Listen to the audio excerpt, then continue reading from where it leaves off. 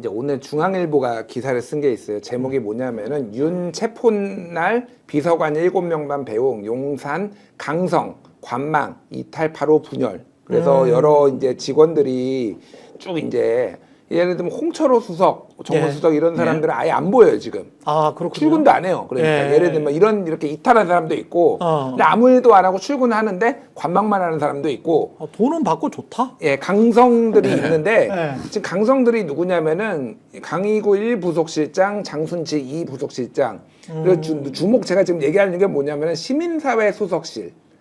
주관성, 정호윤, 정호성 뭐 이런 비서관들 얘기하는데 김건희 라인 냄새가 굉장히 많이 나네. 김건희 라인도 있고 옛날에 박근혜 탄핵 때 상당수가 있었던 사람들이 지금 남아 있어요. 옛날에 박근혜를 지키지 못하는 죄책감인데 제가 말한 건 뭐냐면은 이 시민사회 수석이 지금 극우 유튜버들 원래 관리했거든요. 예전에 그게 이제 원래 하던 일 해야 되는 일은 아닌데 이 정권 들어서 그걸 했잖아요. 지금 상당수가 이 집회와 관련돼 있다라는 얘기들이 있어요. 그러니까.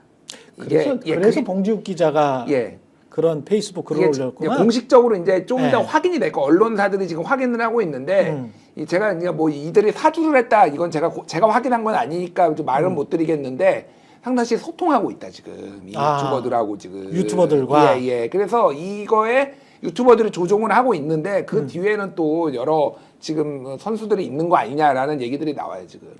실제로 2013년도에 그 당시에 정무수석실 산하에 이런 걸 관리하는 행정관이 있었어요. 그래가지고 어떻게 하냐면 이제 보수단체들이 시위를 하잖아요. 그럼 나는 그 사람이 왜 자꾸 강화문 나가라 했더니 이제 우리가 지원해준 보수단체 중에 혹시 소위 말하는 돈만 떼먹고 안 나온 보수단체가 있는가 그걸 다 체크하고 다니더라고요. 그래서 제가 하루는 이제 저도 같이 출근했다가 남자분까지 허행천인가 그러지 않았어요? 허영준이라고 있습니다. 허영준인가? 그래서 제가 그랬죠. 아니 형님 뭐 해요? 그러니까 이거 다 체크해야 돼요. 이거 야 인마들은 일이 나온다 그랬고 많이 안 나왔네 이렇게 다 체크를 하더라고요. 그래서 제가 수도적으로 아니 이걸 왜 여기서 체크하지 하고 생각했는데 나중에 이제 보니까 뭐 화이트리스트, 블랙리스트 나오니까 돈을 줬으니까 그런 거지. 그러니까 이랬으니까 그랬구나 하는 그런 생각이 들더라고요. 나중에 그게 정무성 비서관은 자기가 모신 대통령을 갖다가 지금 다 이연타 병사탈 쳤지 않습니까? 아니 그 양반만 대통령 모시면 대통령이 구속돼 버려요. 그것도 연이어서 공평하게 남자 한 명, 여자 한 명요.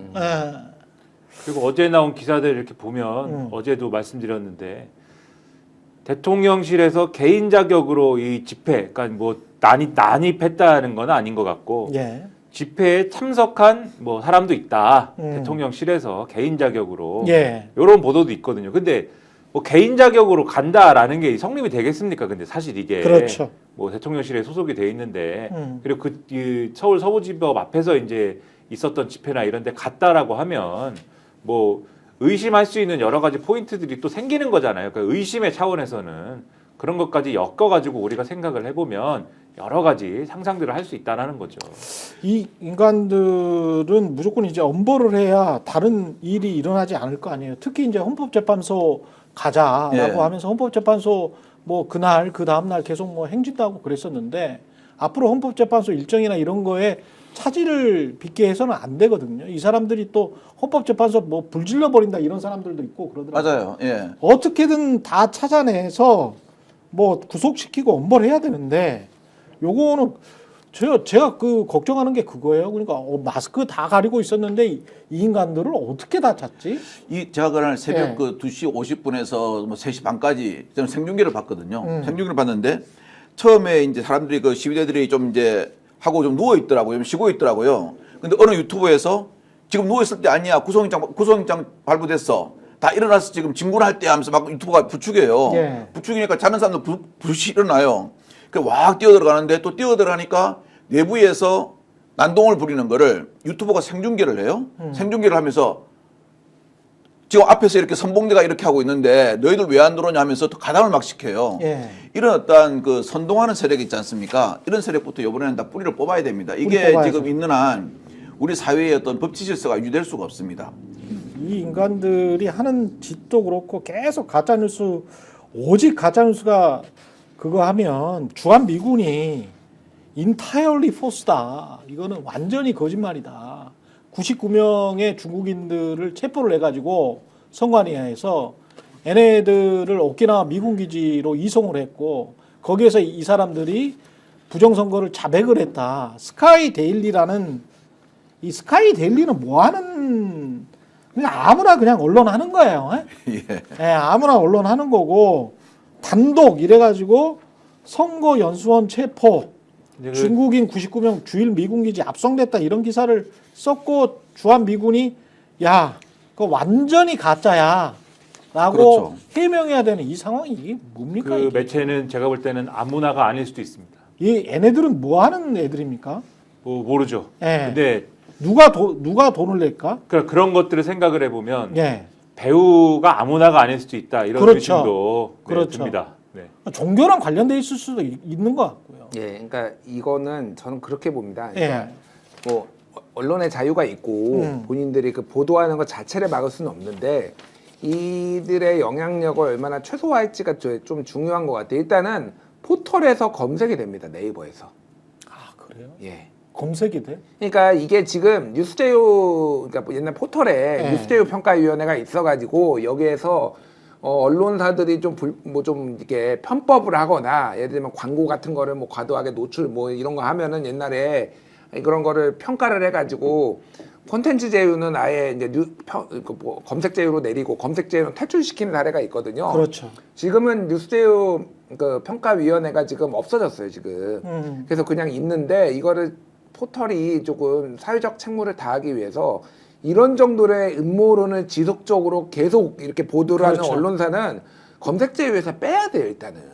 그렇죠. 예, 그렇죠. 이거는 문제가 있습니다. 제가 이게 보기에는. 이제 등급이 어떻게 돼 있죠? 검색 제휴. 그러니까 콘텐츠 제휴는 예. 우리가 이제 그 네이버에서 기사 이렇게 뜨면은 보면은 거기에 뭐 KBS, 그렇죠. 그러면 뭐 조선일보 이렇게 나오잖아요. 그렇죠. 그러니까 전제 계약을 맺고 하는 거고. 내가 선택할 수 있는 언론사인 거지. 예, 검색 제휴는 뭐냐면은 거기에 이렇게 뜨지는 않지만은 예. 검색해서 보면은 부정선거 검색해서 보면은 언론사들이 쫙 뜨잖아요. 근데 이 그중에서 검색 제휴만 들어가려고 해도 상당히 노력해야 되는데. 검색 제휴가 들어가고 안 들어가에 따라서 네. 이를테면 그 언론사의 가치가 예를 들면은 그 검색 제휴 못 들어가면은 사실 언론사로 안 봐요. 사람들도 그렇고 기업들이 특히. 근데 검색 제휴가 들어가면은요 이게 10억에서 뭐 몇십억이 됩니다. 뭐 많으면은. 그러니까 그렇지. 이거를 어떻게 해서든 검색 제휴가 한번 들어가면은요 네. 이제 이거를 가지고 또 장사를 해요. 뭐 여러 가지 장사를 합니다. 이걸 그런데 매물로 다시 팔 수도 있는 팔 수도 거잖아요. 있고요. 팝니다. 예. 언론사가. 그러니까 제가 말씀드린 거 어쨌든 네. 이런 정도의 허위 정보를 유포하는 거는 지금 문제가 있어요. 이거는 퇴출을 시켜야 돼요.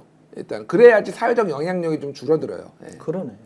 그래서 예전에 보고 한참 잘 나가던 건설회사가 예. 사장이 그랬다 그러지 않습니까? 자기가 다른 기관을 안 가지고 싶은데 예. 꼭 언론사 하나 가지고 싶다 그래가지고 언론사를 사는 사람들이 많아요. 특히 뭐 경제지라든가 이건 사기가 좀 편하거든요. 사가지고 자기가 또 돈이 많으니까 마켓 좀 부흥시켜가지고 한 2, 3년 만에 팔고. 아니 우리 메이저 신문도 그런 경우가 있었거든요. 그렇죠. 제가 어느 건설사라고 말씀 못 드리는데 그 건설사에 대한 그 아주 부정적인 여론이 있어가지고 아도를 쳤다 소위 어느 개발을 네. 그랬는데 결국은 또 자식한테 물려주는 단계에서 뭐 횡령 배임이 있었다 계열사 차려가지고 이런 게 자꾸 떠오르니까 아예 그 언론사의 대주주가 됐죠. 근데 포털 같은 경우는 영향력이 굉장히 크기 때문에 포털 뭐 네이버나 다음 구글 같은 경우에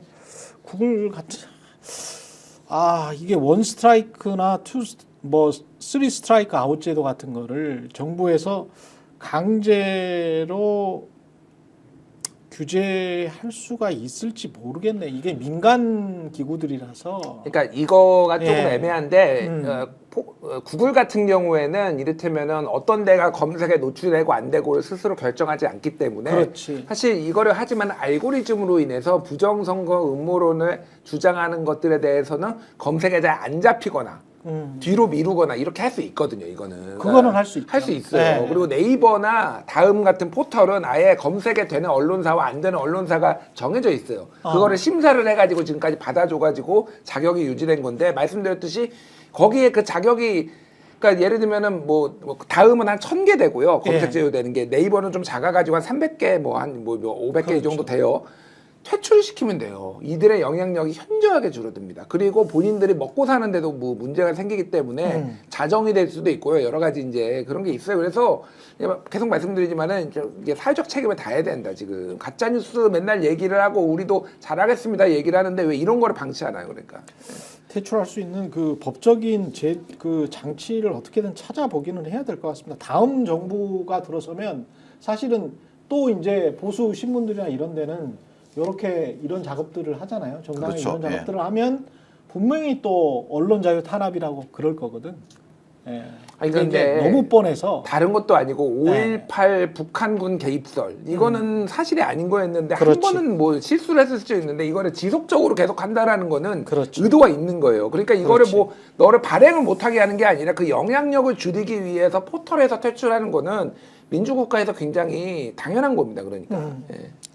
조커 같은 세상님이 포털이 기사를 못 올리게 해야지 뭐 이런 말씀을 하셨는데 사실은 구글처럼 검색 엔진 위주로 되어 있는 게 맞죠. 근데 우리나라 같은 경우는 네이버나 다음이 기사를 통해서 사람들을 잡아 가두고 그 안에서 놀다가 이제 뭐 상품을 사게 하거나 그런 식의 어떤 비즈니스 모델을 처음부터 써왔기 때문에 이 지경까지 간 측면도 사실은 있습니다.